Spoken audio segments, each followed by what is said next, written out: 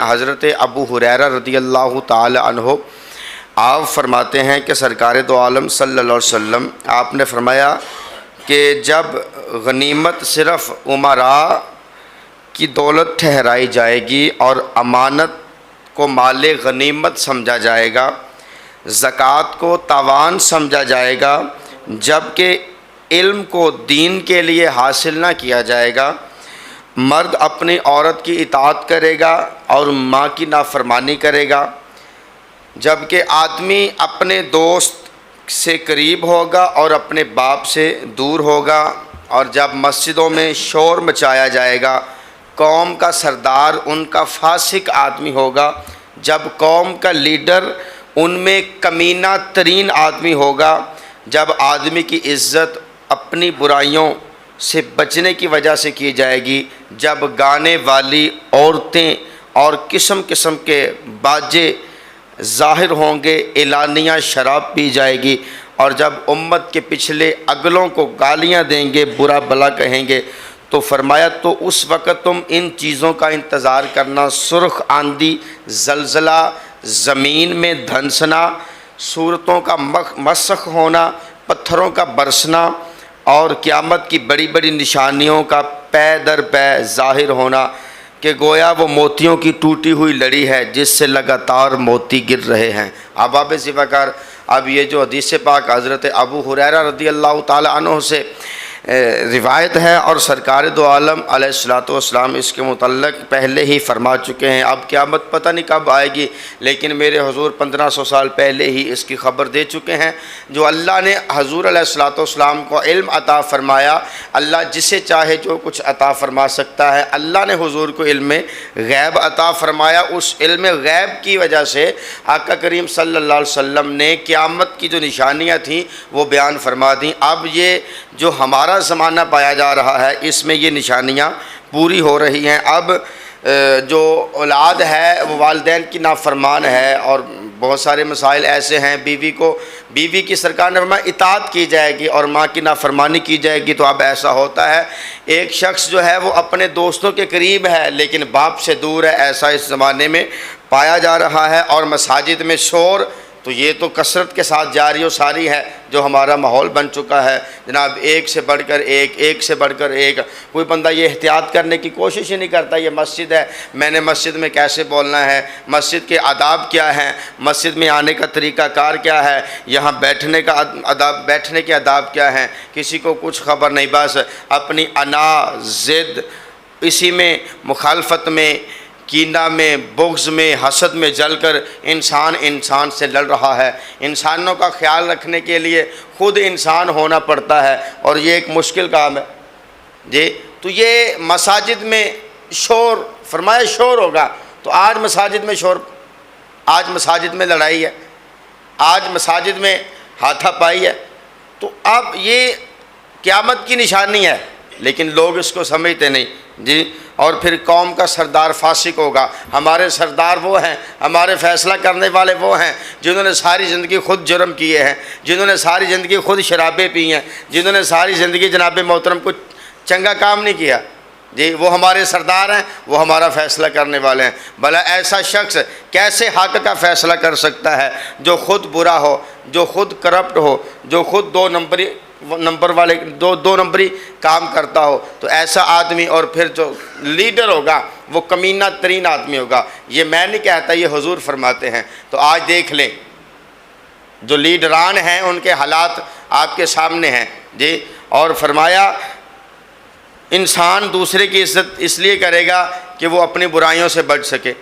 تو آج یہ بھی ماحول پایا جا رہا ہے جی۔ اور پھر گانے والی عورتیں، قسم قسم کے باجے، تو کیا آج ہر گھر میں یہ سلسلہ نہیں پایا جا رہا؟ میرے گھر میں بھی ہے، آپ کے گھر میں بھی ہوگا۔ آج ناچنے والی عورتیں ٹی وی پہ ناچ رہی ہیں، تو بتائیں اس کا کیا حل ہے؟ آج عورتیں دین سکھا رہی ہیں، وہ ایک قد آور عورت درس دے رہی تھی، تقریر کر رہی تھی، سر ننگا تھا، اور اس کا موضوع تھا کہ ہمیں فاطمہ کے نقش قدم پہ چلنا چاہیے، تو وہ ننگے سر کون سی فاطمہ کے نقش قدم پہ چلنا چاہتی ہے؟ ذرا ہمیں بھی تو اس بات کا بتایا جائے، ہمیں بھی تو اس بات کا پتہ چلے وہ سر سے دوپٹہ اتار کر کس فاطمہ کے نقش قدم پہ چلنا چاہتی ہے۔ نبی کی فاطمہ ایسی نہیں ہے، نبی کی بیٹی فاطمہ کے نقش قدم پہ وہ چلنا نہیں چاہتی، وہ پتہ نہیں کسی اور فاطمہ کے نقش قدم پہ چلنا چاہتی ہے۔ اس لیے یہ ناچ گانے والی عورتیں میں ہر گھر میں ہوں گی، تو آج ہر گھر میں یہ کنجر خانہ ہے، تو پھر ہم کہتے ہیں گھروں میں سکون نہیں ہے، طلاقوں کے مسائل بڑھ چکے ہیں، بیوی بات نہیں مانتی، جس نے صبح سے لے کے شام تک ڈرامے دیکھنے اس نے کہاں بات ماننی، ماں کی عزت نہیں ہے، ماں بھی اس میں شامل ہے۔ جب جوان بیٹی ماں کے ساتھ بیٹھ کے فلم دیکھے گی، ڈرامہ دیکھے گی، تو اس میں کیا فرق رہ جائے گا؟ برائی تو جنم لے گی نا۔ جب جوان بیٹا باپ کے ساتھ فلم دیکھے گا، جی رات کو باپ اپنی فیملی میں فلم دیکھتا ہے اور بچہ جو ہے وہ اپنے دوستوں میں فلم دیکھتا ہے، تو اب وہ خود فلم دیکھنے والا باپ اپنے بچے کو کیسے سمجھا سکتا ہے؟ اگر اس نے پوچھ بھی لیا بیٹا کہاں سے آئے ہو، وہ کہے گا فلم دیکھ کے آیا ہوں، تو وہ اس کو منع کرے گا تم نہ دیکھا کرو، وہ کہے گا ابا جی تو ہمیں تو دیکھی ہے نا۔ تو یہ اصلاح کون کرے گا؟ جب ایک انسان خود وہ کام کر رہا ہے تو دوسرے کی اصلاح کیسے کر سکتا ہے؟ دنیا میں سب سے آسان کام جو ہے وہ کسی دوسرے پر نکتہ چینی کرنا ہے، اور دنیا میں سب سے مشکل کام اپنی اصلاح کرنا ہے۔ دنیا کا سب سے مشکل کام یہ ہے کہ بندہ اپنی اصلاح کر سکے۔ ہماری اپنی اصلاح نہیں ہے، ایدی قبر خراب ہو گئی ہے جی، اے بندے نے جناب محترم جہنم میں جانا ہے جی، ایدہ بیڑا گر کیا گیا ہے، اپنا پتہ نہیں جی کہ ہماری قبر کا کیا حال ہے، ہمارے بیڑے کا کیا بنا ہوا ہے جی۔ لیکن دوسروں پر تنقید کرنا دنیا کا سب سے آسان ترین کام ہے، کسی پر انگلی اٹھانا جی، اور اپنی اصلاح کرنا یہ دنیا کا مشکل ترین کام ہے، بہت مشکل کام ہے اپنی اصلاح کرنا۔ فرمایا باجے والے باجے، قسم قسم کے باجے آج گھروں میں بج رہے ہیں، تو یہ بھی قیامت کی نشانیوں میں سے ایک نشانی ہے، تو برکت اٹھ گئی ہے۔ آگے فرمایا علم اٹھا لیا جائے گا، اب علم اٹھ چکا ہے، جہالت عام ہے، اب تقریر بک رہی ہے، نعت بک رہی ہے، تلاوت بک رہی ہے، آواز پہ پیسے لگائے جا رہے ہیں، تو یہ حقیقت ہے۔ آواز پہ بولی لگتی ہے، فلاں کی آواز زیادہ ہے اس کی بولی بھی زیادہ ہے، یہ کیا ہے؟ یہ کیا ہے؟ فلاں کی آواز زیادہ ہے، اب اس کی بولی اور ڈیمانڈ بھی زیادہ ہے جی۔ فلاں کا جو تقریر کرنے کا انداز ہے وہ ذرا دھیما سا ہے، اس کی فیس بھی دھیمی سی ہے، وہ جتنا بلند آواز سے بولتا ہے، جتنی سر کے ساتھ بولتا ہے، اس کا پیسہ ویسے ہی بڑھ جاتا ہے، اس کی ڈیمانڈ بڑھ جاتی ہے، اس کی جناب محترم اس کی بولی لگتی ہے۔ تو جب تقریروں کی بولی لگے تو پھر اصلاح نہیں ہوتی، جب نعت خوانی کی بولی لگے پھر اصلاح نہیں ہوتی، جب قاریوں کی بولی لگے پھر اصلاح نہیں ہوتی، پھر مال کمایا جاتا ہے۔ فرمایا علم دین اٹھا لیا جائے گا۔ اس کا دوسرا مطلب یہ ہے کہ علماء اٹھ جائیں گے اور دین جاہلوں کے ہاتھ میں آ جائے گا، انجینئر جیسے لوگوں کے ہاتھ میں آ جائے گا، جس کا نہ آگے کا پتہ ہے نہ پیچھے کا پتہ ہے، اور ہماری قوم اس کی طرف یوں کر کے بھاگی جائے۔ اور فرمایا کہ لوگ ایسے لوگوں سے مسائل سیکھیں گے جو مسائل بتانے کے اہل ہی نہیں ہوں گے۔ آج ٹی وی پہ بیٹھ کے ننگے سر عورتیں ٹرانسمیشن کرتی ہیں اور ہم شوق سے دیکھتے ہیں جی، بھلا وہ عورت ہمیں کیا دین سکھائے گی جو سارا سال ناچتی رہی ہے، جو سارا سال ایکٹنگ کرتی رہی ہے، جو سارا سال فحاشی پھیلاتی رہی ہے؟ وہ رمضان المبارک میں ہمیں دین سکھائے گی، آپ کو دین سکھائے گی، اور ہم بھی اتنے بھولے ہیں، ہم ان سے دین سیکھتے ہیں جن کا عطا پتہ ہی نہیں ہے، اور جو سکھانے والے ہیں ان کو پوچھتا کوئی نہیں، وہ تو آواز دے رہے ہیں آؤ یار کوئی آ کے وہ مسئلہ پوچھو، کوئی سوال پوچھو، کوئی سوال کرو تمہیں جواب دیا جائے، وہ بیٹھے ہیں بیچارے۔ تو اس لیے فرمایا کہ علم اٹھا لیا جائے گا اور ایسے لوگوں کے ہاتھ میں آ جائے گا دین کہ انہیں خود کا پتہ نہیں ہوگا۔ فرمایا کہ زناکاری عام ہوگی۔ آج زناکاری کا جو سلسلہ کار ہے جی وہ آپ کے سامنے ہے، میرے بھی سامنے ہے۔ ہم آنکھوں کا زنا کرتے ہیں، ہم ہاتھوں کا زنا کرتے ہیں، ہم پاؤں کا زنا کرتے ہیں، ہم کانوں کا زنا کرتے ہیں، ہم زبان کا زنا کرتے ہیں۔ تو زنا کی ایک قسم نہیں ہے، یہ فحاشی دیکھنا آنکھوں کا گناہ ہے، فحاشی سننا یہ کانوں کا گناہ ہے، ہاتھ بڑھانا یہ ہاتھ کا گناہ ہے، چل کے جانا اس کی طرف یہ پاؤں کا زنا ہے۔ جی تو یہ کس میں ہیں؟ تو آج ہم میں سے ہر بندہ اس میں مبتلا ہے۔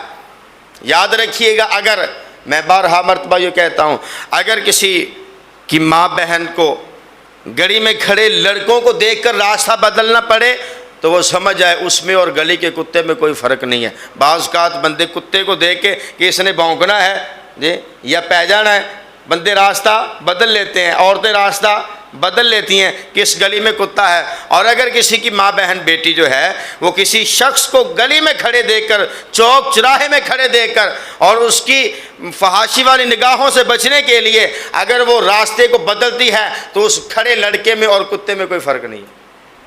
یہ اٹل حقیقت ہے، سچ ہے مگر کڑوا ہے۔ سچ ویسے بھی کڑوا ہوتا ہے سچ، بات ہے رسوائی کی مگر سچ ہے۔ اس لیے ہم دیکھیں اپنے آپ کو، اپنے اندر تلاش کریں ہمارے اندر کیا ہے۔ ظاہراً تو میرا لباس، میری پگڑی شاہانہ نظر آتی ہے، لیکن اندر کیا ہے یہ مجھے دیکھنے کی ضرورت ہے۔ اندر کیا ہے یہ آپ کو بھی دیکھنے کی ضرورت ہے جی۔ تو جب تک ہم اپنا اندر نہیں دیکھیں گے، دل و نماز جے نیتی نہ ہی اندروں گئی نہ پلیتی، تو اس لیے صاحبوں یہ وقت ہے اپنی اصلاح کرنے کا، یہ وقت ہے دین پر چلنے کا، یہ وقت ہے اپنے علماء سے پوچھنے کا، یہ وقت ہے، وگرنہ یہ وقت نہیں ملے گا۔ آنکھ بند ہو جائے گی تو پھر ہر چیز کھل جائے گی۔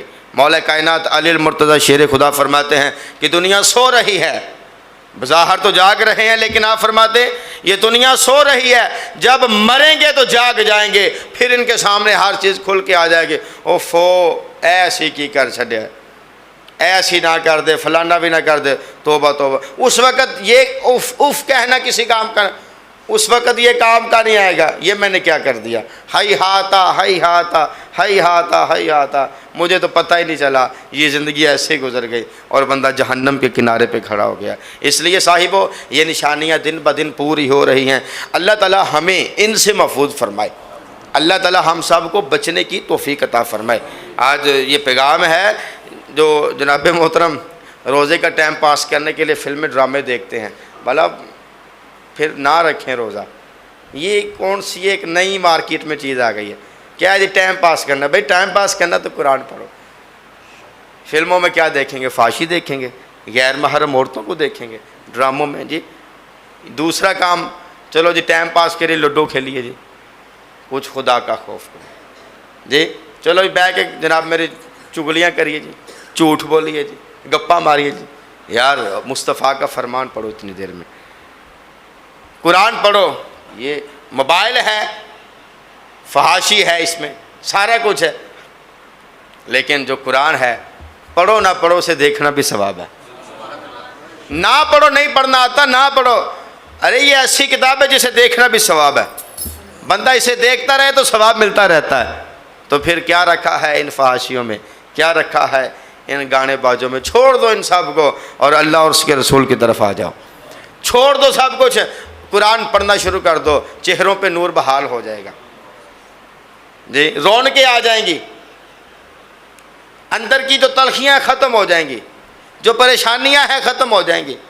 اور آج کوئی بندہ مطمئن نہیں ہے، قرآن پڑھنے سے وہ بھی مطمئن ہو جائے گا۔ یا ایتھا النفس المطمئنہ، جس کا نفس مطمئن ہو جائے پھر سب کچھ مطمئن ہو جاتا ہے۔ اللہ تعالی ہم سب کو سمجھنے کی اور عمل